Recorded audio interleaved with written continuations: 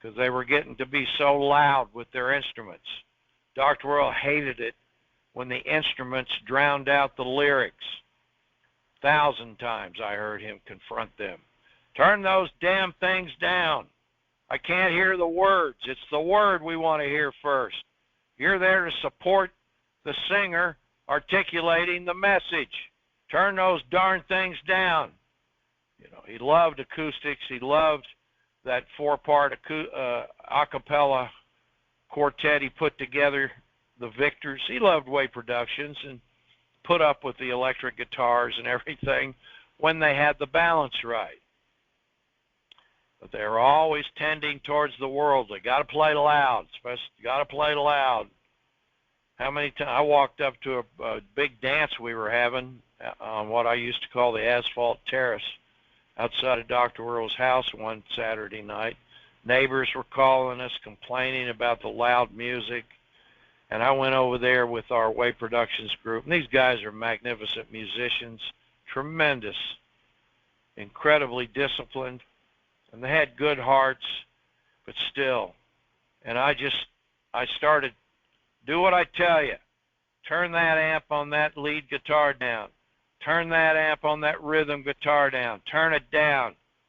Take that mic away from that drum set. Turn your amp down. You don't even need an amp on that saxophone. Play it without a microphone. And we got it down to an acceptable level. After the production, one of those heads of Joyful Noise came to me and said, "That was fantastic. That's the first time in years I've ever heard everyone else playing. I could actually tell what they were playing and hear them." You know, I said, well, there you go. If you guys would ever do what Dr. Earl told us to do, you could experience that and enjoy it a little more. It wouldn't be blowing your own eardrums out every night. And a distinction in the sounds. And above all, the lyric has to be understood. Else you're butchering the word. Well, I'm sort of off the track here, aren't I? No, I'm not. Anyway, saying, fear not, Paul. He knew Paul. He knows you. And the deeper you love him, the more readily he's quick to respond to your private concerns, your private fears, your private circumstances, your private requests. He works within you to willing to do his good pleasure. Love that. Fear not, Paul. Called him by name. Thou must be brought, you shall stand before Caesar. And lo, which is behold. And that's a figure of speech saying pay special attention. Behold, here's an additional morsel for you. Elohim hath given thee all them that sail with thee. I mentioned that last night.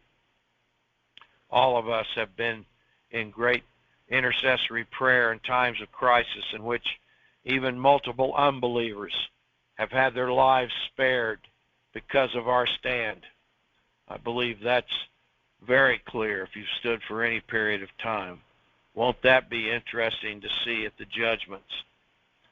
The true God whom Paul served sent his special messenger, an angel, to bear him good news. You know, it says it stood by him, so it has to be a phenomenon. He actually saw in a vision a form.